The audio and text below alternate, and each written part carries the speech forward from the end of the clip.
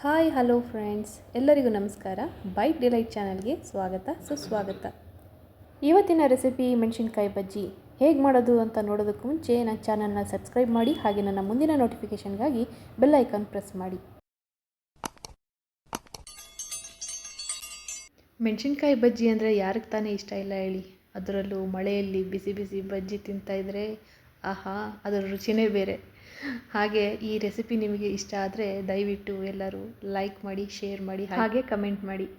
ಈಗ ಮೆಣಸಿನ್ಕಾಯಿ ಬಜ್ಜಿ ಹೇಗೆ ಮಾಡೋದು ಅಂತ ನೋಡೋಣ ಬನ್ನಿ.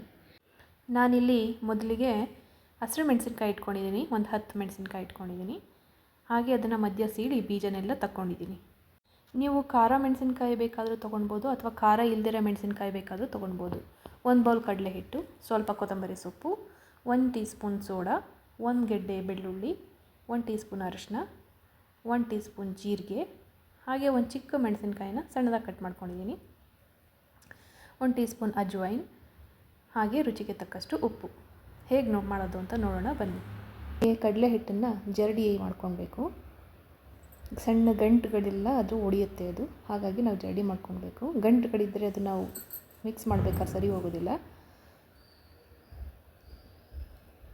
ಹೀಗೆ ಗಂಟುಗಳೆಲ್ಲ ಬಂದದ್ದನ್ನು ತೆಗೆದಾಕ್ಬಿಡ್ಬೇಕು. ಈಗ ರುಬ್ಕೊಳ್ಳೋದಕ್ಕೆ ಕೊತ್ತಂಬರಿ ಸೊಪ್ಪು ಸ್ವಲ್ಪ,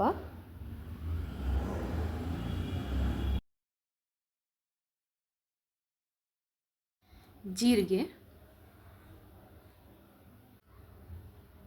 ಬೆಳ್ಳುಳ್ಳಿ,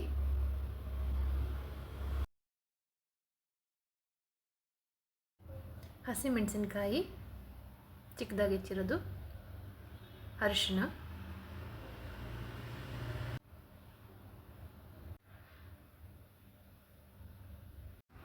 ಈಗ ತರಿತರಿಯಾಗಿ ಜಾರ್ನಲ್ಲಿ ರುಬ್ಕೊಳ್ಳೋಣ.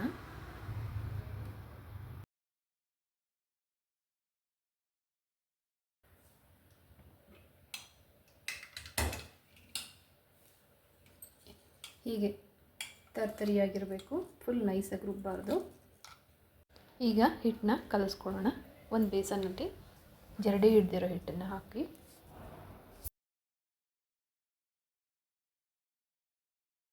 ಈಗ ಅಜ್ವೈನ ನಾನು ಕೈಯಲ್ಲಿ ಹೀಗೆ ಕ್ರಷ್ ಮಾಡಿ ಹಾಕ್ತಾಯಿದ್ದೀನಿ. ಹಿಂಗೆ ಮಾಡೋದ್ರಿಂದ ಸ್ಮೆಲ್ ಚೆನ್ನಾಗಿ ಅದು ಸ್ಪ್ರೆಡ್ ಆಗುತ್ತೆ ಹಿಟ್ಟಿನಲ್ಲಿ. ಈಗ ಉಪ್ಪನ್ನ ಹಾಕ್ತಾಯಿದ್ದೀನಿ. ಈಗ ರುಬ್ಕೊಂಡಿದ್ವಲ್ಲ ಅದನ್ನು ಆ್ಯಡ್ ಮಾಡ್ತಾಯಿದ್ದೀನಿ.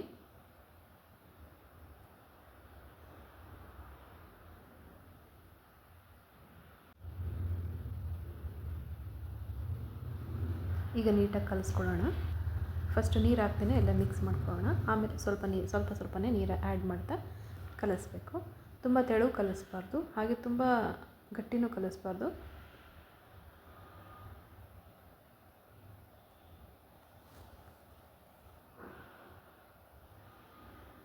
ಈ ರೆಸಿಪಿ ನಾನು ನನ್ನ ಫ್ರೆಂಡಿಂದ ಕಲಿತಿದ್ದು. ತುಂಬ ರುಚಿಯಾಗಿರುತ್ತೆ. ನೀವು ಒಂದು ಸತಿ ಟ್ರೈ ಮಾಡಿ, ಹೇಗೆ ಬಂತು ಅಂತ ಕಮೆಂಟಲ್ಲಿ ತಿಳಿಸೋದನ್ನು ಮಾತ್ರ ಮರಿಬೇಡಿ. ಈಗ ನಾನು ಎಣ್ಣೆ ಕಾಯಕ್ಕೆ ಇಟ್ಕೊತಾ ಇದ್ದೀನಿ. ಬಜ್ಜಿ ಹಾಕ್ತಿದ್ದೀವಿ ಅಂದಾಗ ಆಗ ನೀವು ಸೋಡಾ ಆ್ಯಡ್ ಮಾಡಬೇಕು. ಮೊದಲೇ ಆ್ಯಡ್ ಮಾಡಿ ಇಟ್ಟು 1 ಅವರ್ ಆದಮೇಲೆ ಮಾಡೋದು, ಆ ಥರ ಎಲ್ಲ ಮಾಡೋಕ್ಕೆ ಹೋಗ್ಬಿಡ್ರಿ, ಬಜ್ಜಿ ಚೆನ್ನಾಗಿ ಬರೋದಿಲ್ಲ. ಹೀಗೆ ಸೋಡಾ ಹಾಕಿದ್ಮೇಲೆ ನಾವು ಒಂದೇ ಡೈರೆಕ್ಷನಲ್ಲಿ ತಿರುಗಿಸ್ಬೇಕು. ತಿರುಗಿಸಿದಾಗ ಹಿಟ್ಟು ಚೆನ್ನಾಗೇ ಅರಳುತ್ತೆ, ಆಗ ಬಜ್ಜಿ ಚೆನ್ನಾಗಿ ಫ್ಲಫಿಯಾಗಿ ವೆಯ್ಟ್ಲೆಸ್ ಆಗಿರುತ್ತೆ. ಈಗ ಎಣ್ಣೆ ಕಾದಿದೆಯಾ ಅಂತ ನೋಡೋಣ. ಈಗ ಮೀಡಿಯಮಾಗಿ ಕಾಯ್ದಿದೆ. ತುಂಬ ಎಣ್ಣೆ ಬಿಸಿ ಮಾಡಿ ಕಾಸಿದಾಗ ಬೇಗ ಸೀದ್ಬಿಡುತ್ತೆ ಬಜ್ಜಿ. ಹಾಗಾಗಿ ನಾವು ಮೀಡಿಯಮ್ ಫ್ಲೇಮಲ್ಲಿ ಇಟ್ಕೊಂಡು ಬಜ್ಜಿನ ಫ್ರೈ ಮಾಡಬೇಕು.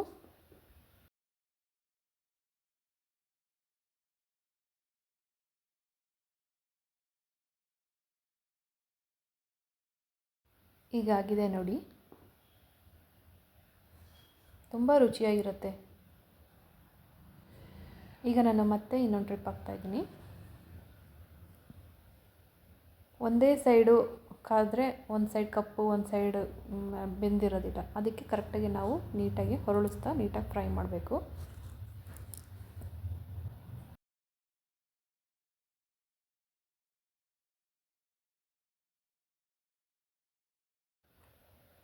ನೋಡಿ ಎಷ್ಟು ಚೆನ್ನಾಗಿ ಬಂದಿದೆ ಅಂತ.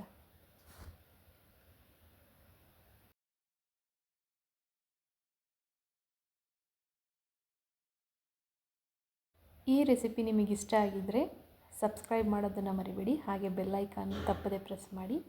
ನನ್ನ ವಿಡಿಯೋನ ಇಲ್ಲಿವರೆಗೂ ನೋಡಿದ್ದಕ್ಕಾಗಿ ಎಲ್ಲರಿಗೂ ಧನ್ಯವಾದಗಳು.